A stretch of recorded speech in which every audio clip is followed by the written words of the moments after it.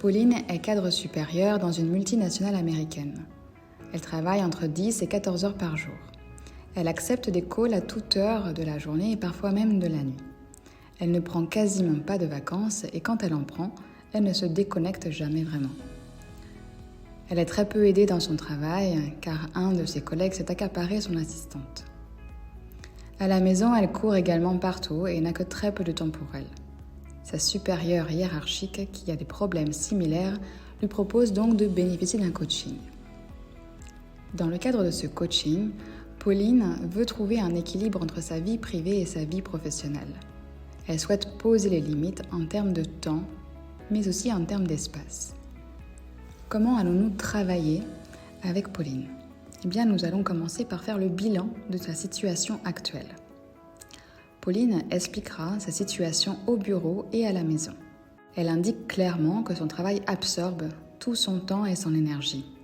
Elle est fatiguée mais n'ose pas dire non quand on lui propose une mission ou une conférence téléphonique à des heures impossibles. Nous allons donc apprendre à Pauline à établir ses frontières. Le cas de Pauline nous amène directement à la problématique des frontières. Il s'agit d'un recadrage puissant à réaliser sur les frontières à respecter. Une frontière correspond à la distinction que nous faisons entre notre monde interne et notre monde externe, les différents contextes ou types de situations, nous-mêmes et les autres. Les frontières sont flexibles et maintiennent la séparation.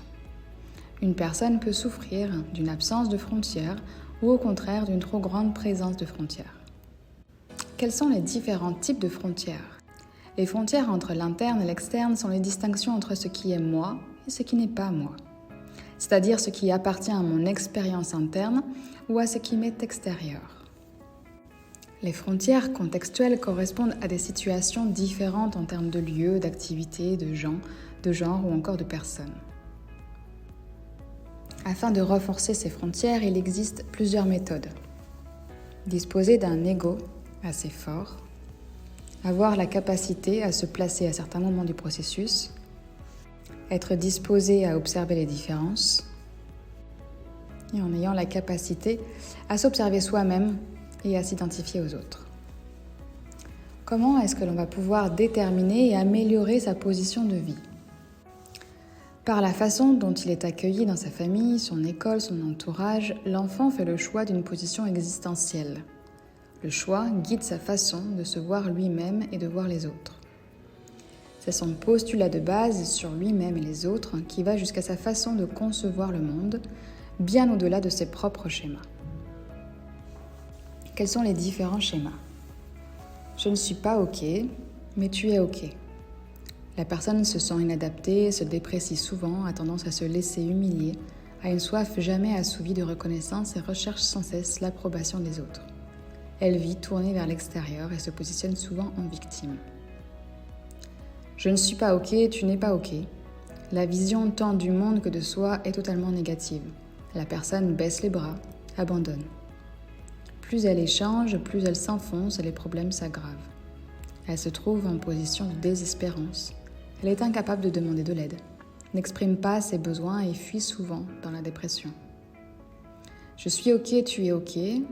Le monde évolue et la personne aussi. Elle apprend continuellement. Elle tire les leçons de ses expériences négatives et modélise ceux qui réussissent.